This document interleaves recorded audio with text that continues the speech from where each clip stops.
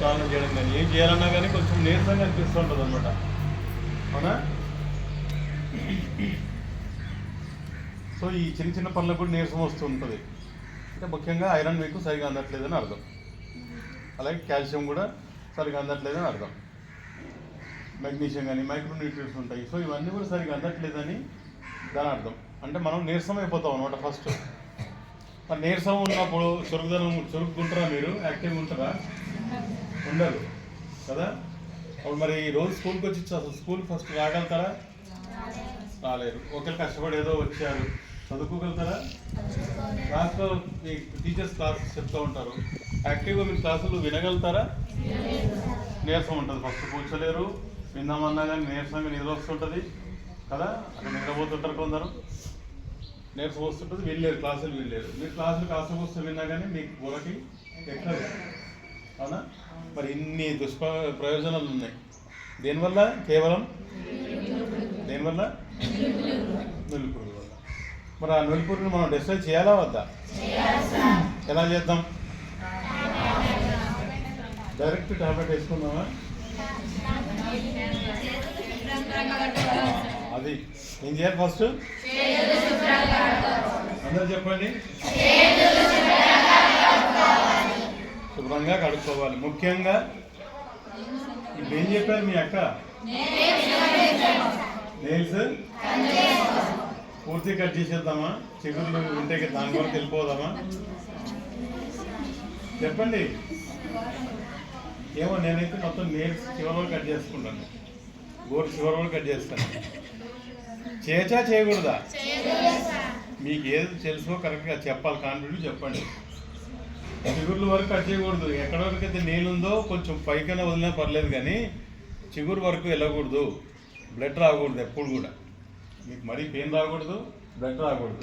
ఏదైతే heart substance ఉందో, నీళ్ళు ఉందో అది కట్ చేసుకోండి. నీల్స్ ఎందుకు కట్ చేసుకోవాలి? మరి కొంత పెంచుతూ ఉంటారు కదా, పొడుగు పెంచుతారు కదా. నీల్స్ ఎందుకు కట్ చేసుకోవాలి? నీల్స్లో ఏముంటుంది? ఆ బ్యాక్టీరియా ఎలా వస్తుంది? ఎక్కడి నుంచి వస్తుంది? చెప్పు చెప్పు పర్లేదు, తెలిసి చెప్పాలి. Very good. సో ఆడుతున్నప్పుడు మట్టిలో మీరు ఆడుతూ ఉంటారు కాబట్టి అందులో మొత్తం డస్ట్ అంతా వచ్చి చేరుతుంది, నీల్స్ వల్ల చేరుతుంది. అలా శుభ్రం చేసుకోలేదు అనుకోండి, రాండం ఏమవుతుంది? అది మొత్తం లోపలంతా నల్లగా అయిపోయి అక్కడంతా బ్యాక్టీరియా అనేది ఫామ్ అవుతుంది. మీకు చేతులు కడుక్కోకుండా భోజనం చేశారనుకోండి, అప్పుడు ఏమవుతుంది? ఆ బ్యాక్టీరియా అంతా లోపలికి వెళ్ళిపోతుంది. లోపలికి వెళ్ళిపోయిందంటే ఇంకా ఆ వామ్స్ అనేది సేమ్ మనం చదివాం, చెప్పాం కదా, చెప్పుకున్నాం కదా, మ్యూకస్ పొరని దెబ్బతీసి అబ్జర్వ్ అవ్వకుండా చేస్తాం. సో అందుకని చెప్పి మనం నెయిల్స్ శుభ్రంగా కట్ చేసుకోవాలి. ఎప్పుడైనా సరే హ్యాండ్ వాష్ చేసుకోవాలి. బిఫోర్ అండ్ ఆఫ్టర్ మీల్స్, తర్వాత వాష్రూమ్కి వెళ్ళిన తర్వాత కూడా కంపల్సరీ వాష్ చేసుకోవాలి. చాలామంది వాష్ చేసుకోరు. ఇప్పటికీ కూడా కొంతమంది పిల్లలు వాష్ చేసుకోరు, తెలియక వాష్ చేసుకోరు వాష్రూమ్ వెళ్ళొచ్చిన తర్వాత. ఓకేనా? కానీ కంపల్సరీ సోప్తో కానీ లేదా లిక్విడ్ హ్యాండ్ వాష్ కూడా ఉంటాయి. ఇప్పుడు అవి కూడా వాడుతున్నారు, లిక్విడ్ హ్యాండ్ వాషెస్. ఏదైనా సరే శుభ్రంగా మనం హ్యాండ్ వాష్ చేసుకోవాలి. చేతులు కాళ్ళు కూడా కడుక్కోవాలి. చేతులతో కదా, కానీ కాళ్ళతో అవసరం లేదు కానీ ఎప్పుడు అనుకోకూడదు, కాళ్ళు కూడా కడుక్కోవాలి. అవునా? కాళ్ళు ఎందుకు కడుక్కోవాలి? నీకు చెప్పులు వేసుకొని వెళ్ళలేదు బయటికి, కొంతమంది చెప్పులు వేసుకెళ్ళారు, బయటికి వెళ్తారు కొంతమంది. అవునా? చెంపట్టుకొని వెళ్తారు కొంతమంది ఇప్పటికి కూడా.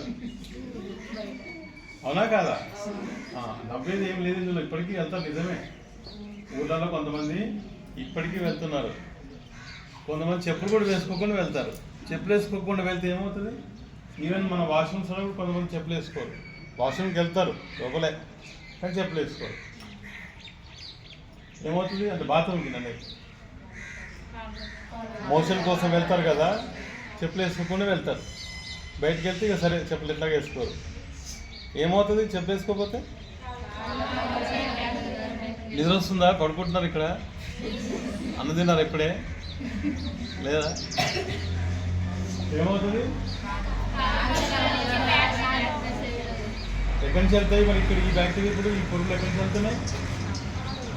పాదాల నుంచి వెళ్తున్నాయి, పాదాల నుంచి వెళ్తున్నాయి. అవునా? ఓకే. సో ఈ పాదాల నుంచి కూడా బ్యాక్టీరియా వెళ్తుంది. అందుకని చెప్పి కాళ్ళకు కూడా చెప్పులు వేసుకోవాలి కంపల్సరీ బయటికి వెళ్ళినప్పుడు. మీరు మామూలుగా వెళ్ళినా, వాషింగ్కి వెళ్ళినా, బయటికి వెళ్ళినా, తినడానికి వెళ్ళినా, ఆడుకోవడానికి వెళ్ళి ఎక్కడికి వెళ్ళినా సరే చెప్పులు అనేవి కంపల్సరీ వేసుకోవాలి. సో చేతులతో నుంచే కాదు, కాళ్ళ నుంచి కూడా బ్యాక్టీరియా కానీ, బాంబ్స్ కానీ, పురుగులు కానీ ఇవన్నీ వెళ్తాయి.